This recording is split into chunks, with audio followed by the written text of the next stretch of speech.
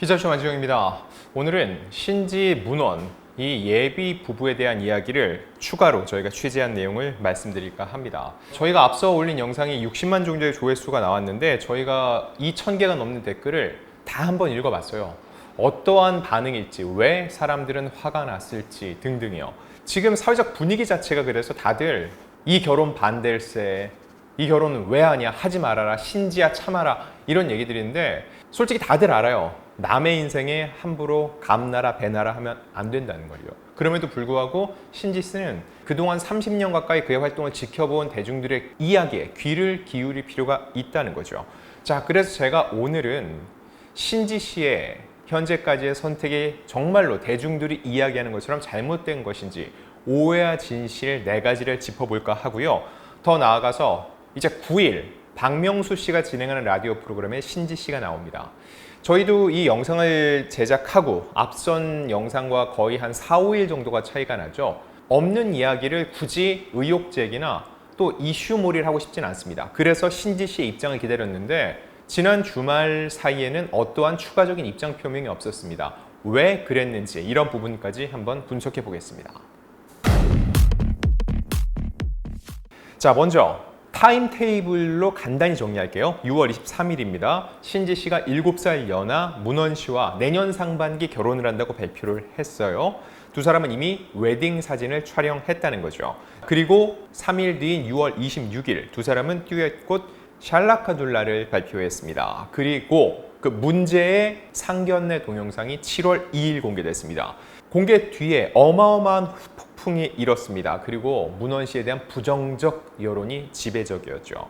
온라인상에서는 여러 사생활 논란이 불거지기 시작을 했죠. 그리고 7월 4일 문원 씨는 입장문을 발표했습니다. 자, 여기까지 정리했고요. 지금부터 저희가 오해와 진실 4가지를 짚어볼게요. 그 첫 번째는 이혼 기록 열람하라, 깜짝 놀랄 겁니다. 이 부분입니다. 문원 씨의 전처의 지인이라고 주장하는 네티즌이 이혼 사건 기록 한번 열람해 달라고 하세요. 정말 깜짝 놀랄 겁니다. 그러면서 무언가를 알고 있고 무언가 문제가 있다는 뉘앙스를 팍팍 풍겼습니다. 이에 문원 씨는 협의 이혼서를 공개했어요. 지난 7월 4일 이데일리의 보도였습니다. 인천가정법원 부천지원에서 발급된 협의 이혼서를 공개를 했는데 이 협의 이혼서에는 문원 씨가 전 부인 A 씨의 인적 사항과 함께 양 당사자는 건의에 따라 이혼하기로 합의하였음을 확인합니다는 문구가 적혀 있습니다. 즉, 협의 이혼이 맞다는 거고 신지 씨의 소속사 역시 이를 확인한 것으로 저 역시 확인했습니다. 그리고 문원 씨가 밝힌 대로 딸의 양육권이 전처에게 있고 문원이 딸과 꾸준히 소통을 해온다고 전해졌습니다. 이혼 방법은 크게 2가지입니다. 첫 번째 협의 이혼, 두 번째 재판상 이혼. 여기서 협의 이혼은 통상 양측이 모든 걸 합의하고 재산 분할도 다 합의하고 절차를 밟는 거예요. 이 경우에는 숙려 기간도 갖고 둘이 같이 법원도 출석을 해야 됩니다. 재판상 이혼은 어떨까요? 일단 법원에서는 조정을 해요. 근데 조정이 불발됐다? 그 다음 어떻게 되죠? 재판을 받는 거예요. 양쪽의 이견이 클 때 그렇습니다. 근데 문원 씨의 경우는 협의 이혼, 즉 두 사람이 모든 걸 다 합의한 후에 이혼 절차를 밟았다는 거죠. 그리고 중요한 거, 이걸 공개했다는 거예요. 공개했다는 건 무슨 의미일까요?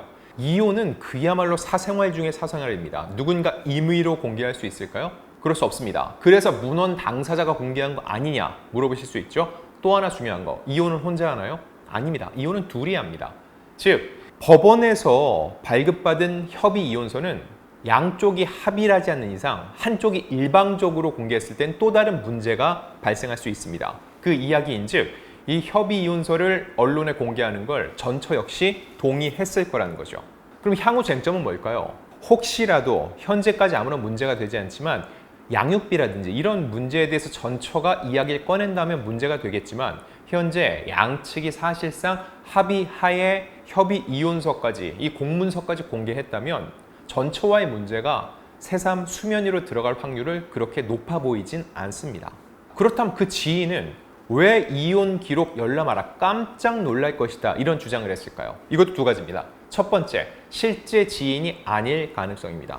실제 지인인지 아닌지는 확인할 길이 없죠. 그러니 아닐 가능성이 있다는 거예요. 그리고 2번째는 뭘까요? 실제 지인일 경우입니다. 지인이라면 왜 이런 거 올렸을까?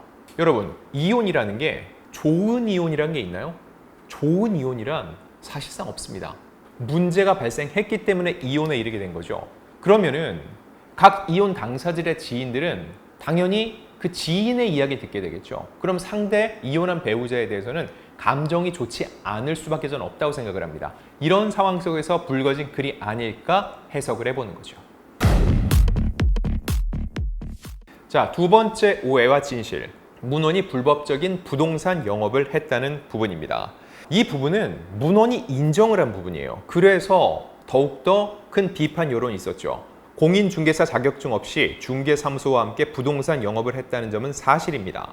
자격증 없이 중개 업무를 하는 것이 잘못된 점이라는 것을 인지하지 못했던 제 불찰입니다. 인정을 했습니다. 자, 근데 제가 추가 취재를 해봤는데 자격증 없이 부동산 영업을 했다. 여기서 자격증, 이건 공인중개사 자격증이고요. 공인중개사가 아니라 중개보조원으로 활동을 한 것으로 확인했고 그리고 관련 교육을 이수했다는 거죠.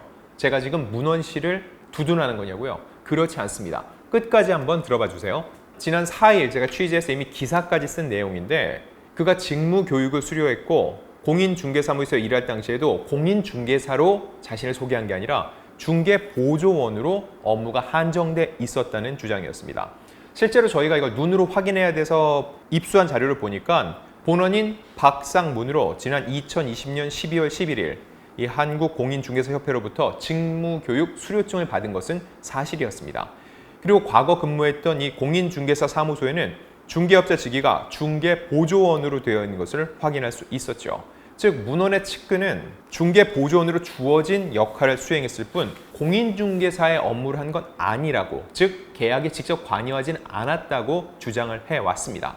자, 실제로 중개사무소에서 보조원을 채용하려면 구청에 신고를 해야 됩니다. 근데 그때 직무교육 수료증은 필수 첨부 서류인 것으로 알려져 있습니다. 즉 문헌시가 직무교육 이수 후 중개보조원 업무만 수행했다면 적법한 활동일 수 있다는 거죠. 자, 그럼 이렇기 때문에 이 논란은 끝.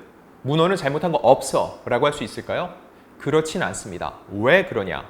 앞서 본인이 잘못을 인정한 부분인 거죠. 실제로 계약 등의 업무에 관여하지 않고 중개 보조 업무에 국한했다면 여러 논란으로부터 자유로울 순 있습니다. 다만 본인이 입장문을 내는 과정에서 자격증 없이 중개 업무를 했다라고 얘기했어요. 일단 자격증 없이 중개 업무를 했다. 이 중개 업무를 했다는 게 과연 어디까지 한 것인지, 실제로 중개 보조원의 역할만 했는지 혹은 그 이상을 했기 때문에 중개 업무를 했다고 표현을 하고 잘못을 시인한 건지는 현재로서는 확인할 길이 없습니다.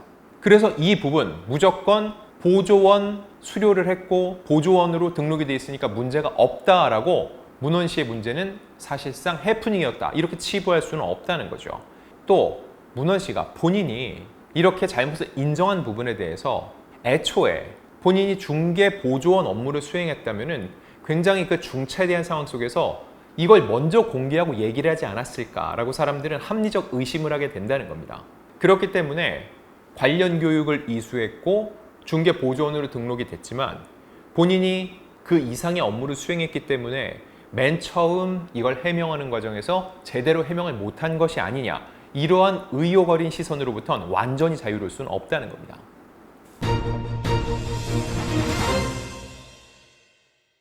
오해와 진실 세 번째, 왜 상견례 영상을 유지할까? 이 부분입니다. 자, 일단 이 영상 7일 오전 기준 조회수는 482만 회, 댓글이 엄청납니다. 7만 5천 개가 넘어요. 그만큼 많은 사람들이 관심을 보인다는 거죠. 이쯤 되니까 사람들이 댓글에도 달려요. 이 영상을 계속 이렇게 올려놓는 이유가 뭐냐라고요. 도움이 될 게 없다는 거죠.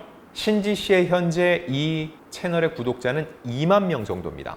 기존 콘텐츠의 최고 조회수는 15만 회예요. 자, 여기서 생각을 해볼 필요가 있어요. 조회수가 482만 회가 나왔는데 구독자가 2만 명에 그치고 있다. 이게 무슨 의미일까요? 대중들이 이 상견례 영상을 그다지 긍정적으로 구독을 누를 만한 요인으로 판단하지 않고 있다는 의미로 전 해석이 됩니다. 그래서 한간에는 이 영상이 일파만파니까 우선은 내리는 게 어떻겠냐, 비공개로 돌리는 게 어떻겠냐, 이런 식의 댓글 조언도 꽤 많습니다.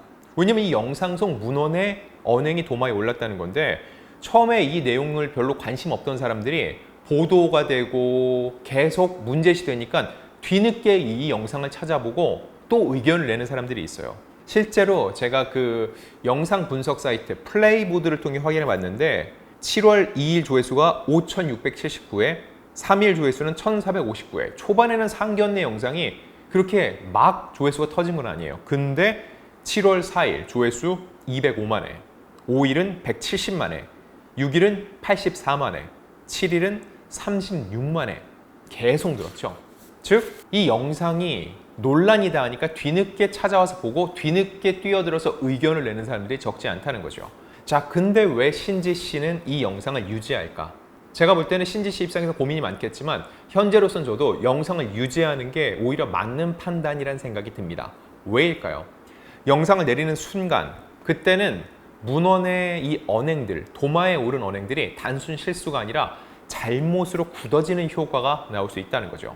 여러 보도를 통해서 부정적인 이미지가 쌓였는데 영상 삭제가 됐다라는 보도가 나온다. 어떻게 될까요? 이 영상을 보지 않는 사람들은 무조건 문헌이 잘못했구나, 문헌이 문제 있구나, 이렇게 단정할 수밖에 없는 상황이 조성된다는 거죠. 자, 저는 이 7만 개가 넘는 댓글, 모두는 아니지만 이 시간에도 신지 씨가 댓글을 계속 보면서 주변 사람들의 마음을 살피고 있다고 생각을 합니다. 제 기억에 가장 많이 남는 댓글은 이거였습니다. 신지 씨 정말 인생 잘 살아오셨네요. 전 커뮤, 남녀노소 대통합 이뤄낼 정도로 진심으로 걱정해 주시고 아껴 주시는 분들이 이렇게나 많은걸요. 신지 씨의 가수로서의 커리어도 인간 지선 씨의 모습도 모두 진심으로 존중하고 사랑해 주는 사람 만나시길 바랍니다.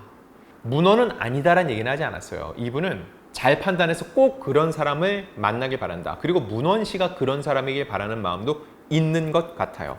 그만큼 맹목적인 비판만은 아니기 때문에 신지 씨가 조금 더 깊이 고민해 볼 필요가 있다고 말씀을 드리고 싶은 겁니다.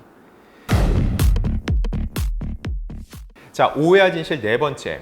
왜 신지 씨는 박명수의 라디오쇼에 출연해서 입장을 낼까? 자, 이런 논란이 불거진 후에 신지 씨가 처음으로 생방송에 나섭니다.